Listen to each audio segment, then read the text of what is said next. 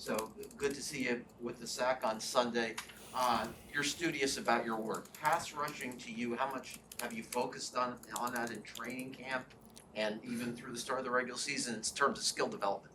Um, you know, Part of being a pro and part of, you know, one of the things I try to always do is just continue to hone my craft, get better, pass rush, run, just become a complete player, be balanced, and be able to stay on the field as much as I can and do my job as well as I can, whatever the coaches ask me to do, whatever my team needs me to do.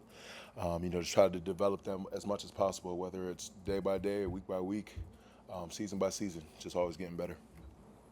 Christian, I think as far as sack numbers go, I don't think the Dolphins rank very high in the league, but you are in the top 10 as far as hitting the quarterback and contacting him. How do you bridge, I guess, that gap between actually bringing him down versus just running into him? There's a lot of things that go into that, but the fact that we're getting there and hitting them, hitting the quarterback, it does say we're all going to able to get a lot of pressure and make a few things happen, but just, might have to try that much harder just to make sure we get there and get home and bring them down.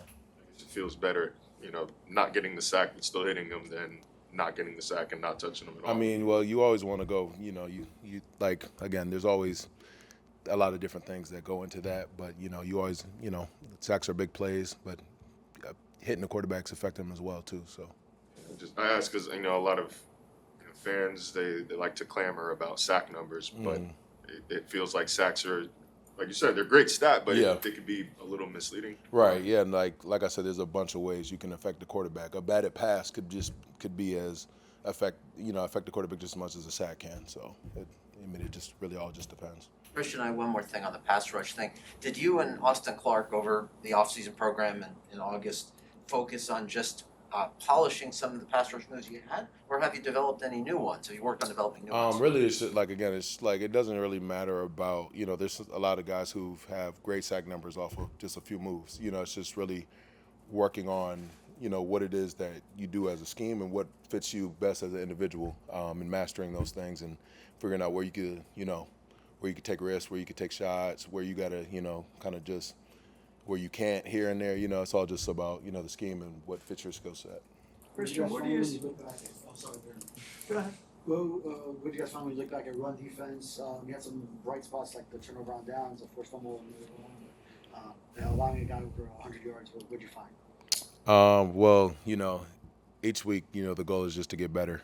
So you're always looking at, what we did well, what we didn't do well, and things we did well, we're going to try to continue to do moving forward, and things we didn't do so well, we're going to try to improve on those things. Christian, I wanted to ask you about third down defense and time of possession. There have been several games now in a row here where you've been on the field a lot. I don't think I have to tell you that.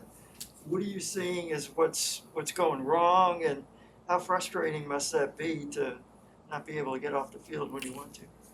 Well, like, as a defense, your job is to get the ball back to the offense and get off the field as much as you can. That's always your number one goal. So, we'll just keep trying to build each week, keep focusing on, what it is that we need to do and execute the game plan at a high level, so we can get off the field more.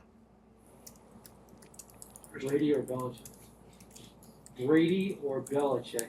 What does that have to do with anything? Okay. You're a Massachusetts guy. I know you. Yeah, okay. You get a chance. Do you?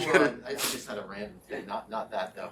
I know we talked a couple years ago about Tyler Van Dyke being at your school. He had his first start. Do you all have any sort of contact still from the Connecticut school? Oh, well, yeah, Suffield Academy, Suffield's finest, proud alum.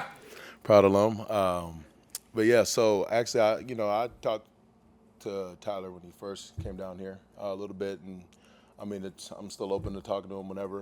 But obviously, I do check in on games, and that's the local team down here. So I always kind of see things, or just pay attention to him, when I can. So. Yeah, 10 for 11 for 266. I think in his first start. Yeah, so I definitely do pay attention to him and try to support the fellow Suffield Academy alum. So. You get a chance to talk to Cleveland, Trayvon, Hunter. Yeah, I was able to John, talk to. Jesus. Yeah, I was able to talk to all my guys and just catch up for a second, and just let them know. Proud of them, keep working hard, and we're brothers. So. Is there any jokes about how how many of them ended up in the same. I mean, there were a lot of jokes, but yeah, like, we were just kind of just shooting it and just, kind of just like old times, like we're in the locker room or something. So just kicking it, talking, making fun of each other, a bunch of different stuff. Christian, this is the second game at home. Obviously, the first one didn't go the way you guys wanted. To have a successful season, you have to be good at home. I can hear that. To have a successful season, you have to be good at home. How big a motivation is playing at home, winning at home on Sunday, or is it just about executing the game plan that you guys have? Well, yeah, you always want to execute, and that starts in practice. That starts in the meetings, starts in workouts, everything. It all goes into winning on Sundays. But it's definitely important to win at home. You always want to protect your house. It's just got to have that mindset. And you want to win anywhere, but you definitely want to take care of your business at home. Christian, they're honoring Coach Shula this weekend.